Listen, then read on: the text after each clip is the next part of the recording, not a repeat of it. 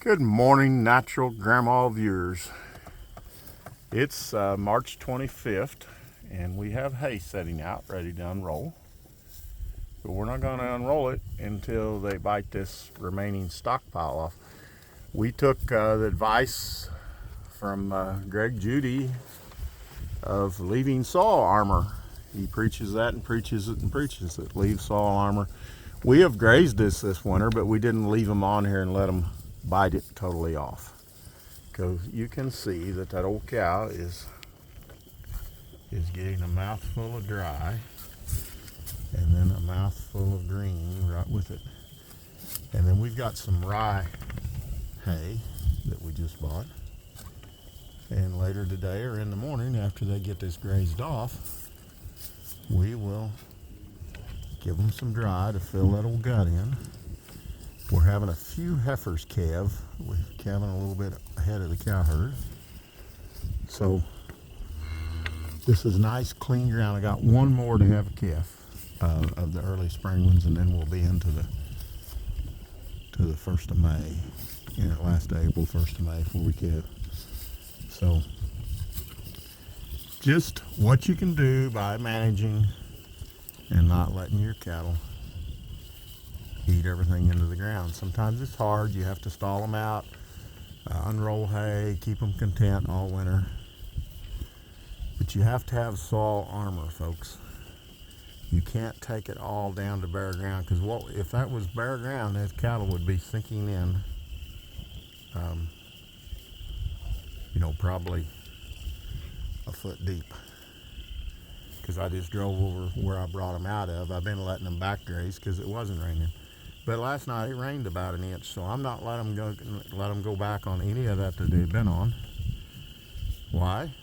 Because they will pug it.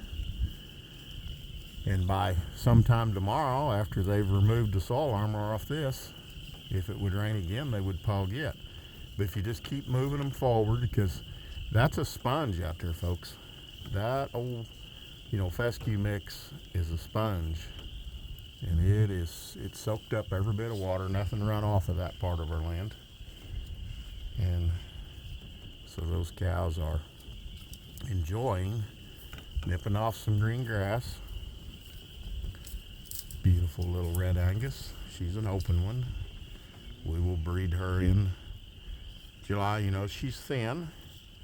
She just hay wintered. But we'll be breeding her in July to calve, next middle of April. She'll be 30 months old then. She was born in September in the fall.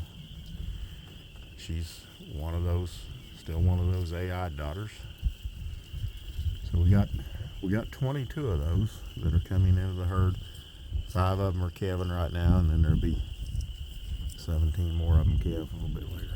But just a beautiful little red Angus cow. That's our future. She's moderate size. She has a tremendous big old gut on her, and she will flesh right up here over the next 30-60 days and be in fine shape to come into breeding and breed with nature, and she'll be butterball fat by the time she's exposed to bulls.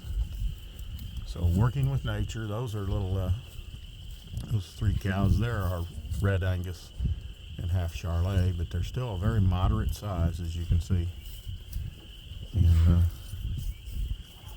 nothing big about them. We like what we're seeing. These are young herd. These are 2 and 3 year olds. They've all, other than those yearlings, the cows in here have had 1 or 2 calves and getting ready to calve again, and we're getting those little old. That calf there is out of PCC bull, out of a Triton daughter. So planned. It's not an experiment. My family's been raising cattle a long time, so I tried to learn a little bit. We never did go really huge or really big, and now we're even bringing that down a little bit deliberately. It was hard to get done, but we're just bringing the size down. But I'm not going to go totally extreme. I'm not going to go down to 850 pound cows. I like to have a little bit of resale in my cow when I sell her.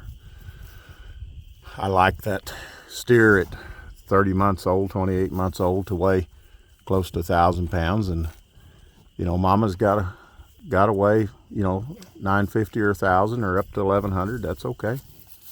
I'm all right with all that. But, well, just a little quick deal to show you what's going on in the spring here. We are nipping this off, and then we'll get them off of it really quick. And that will expose sunlight to all the little grasses that's coming, and we won't take it real short. We'll just let them nip the green off the top and get a little bit more of that dry.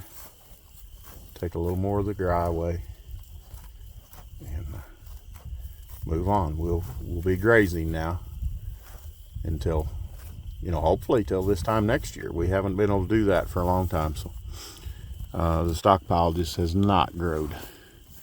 But I think this one here can tell you that she likes this. This is better than hay. And so a little quick note, shout out to any of you new people that discover us through Dwayne and his show down there today. We got a shout out to you. He's in St. Louis at a farm show, displaying our chicken tractors. Dwayne is new to our group, and he's going to take care of the east side of Missouri and the south side of Illinois for us with aluminum chicken tractors. So we'll get everything posted up on the website so you can find Dwayne good. But still make your purchases through Natural Grandma. They're, you know, he's building a website, and that'll soon happen. But if you're seeing us for the first time because you've seen Dwayne today, hello, welcome from Natural Grandma.